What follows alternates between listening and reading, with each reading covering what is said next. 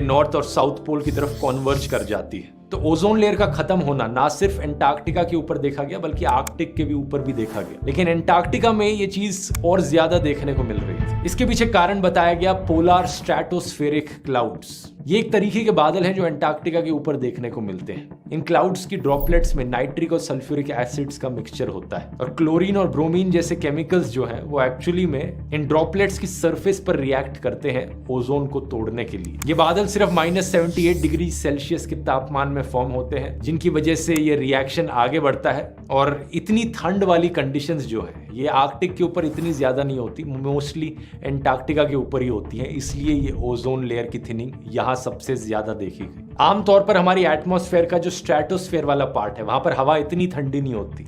Starting point पर average temperature -51 degree Celsius होता है और टॉप पर एवरेज टेम्परेचर -15 डिग्री सेल्सियस हो जाता है। इसके बाद टेम्परेचर तभी बढ़ता है जब और हाइट बढ़ती है। तो यही कारण है कि एंटार्क्टिका सबसे ज्यादा वल्नरेबल था इस थ्रेट को लेकर। लेकिन इस पूरी कहानी में अच्छी खबर यह है कि पॉलिटिशियंस की तरफ से तुरंत एक्शन लिया जाता है। 1985 की इस फाइंडिंग के बाद अगले साल 1986 में ही यूनाइटेड नेशंस की तरफ से नेगोशिएशन शुरू हो जाती है। एक ट्रीटी को बनाने का काम शुरू किया जाता है दुनिया भर में CFCs को बैन करने के लिए। साल 1987 में एक मॉन्ट्रियल प्रोटोकॉल बनाया जाता है जो फोर्स में आता है साल 1989 में। कमाल की बात यह थी कि दुनिया के इतिहास में यह पहली यूनाइटेड नेशंस की ट्रीटी बन जाती है जिसे दुनिया का हर एक देश साइन करता है। सारी 198 मेंबर कंट्रीज यूनाइटेड नेशंस की इस ट्रीटी को रेटिफाई करती हैं। इसके चलते CFCs को रिप्लेस किया जाता है HFCs के द्वारा, हाइड्रोफ्लोरोकार्बन्स के द्वारा, जिनका एक बुरा असर नहीं पड़ता ओजोन लेयर पर। 1990s में ही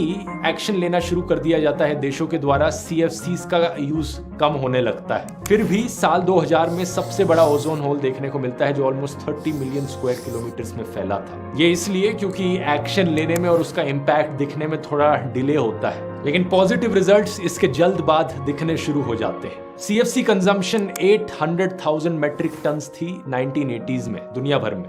2014 में ये नीचे गिरकर सिर्फ 156 मेट्रिक टन्स पर बच जाती है।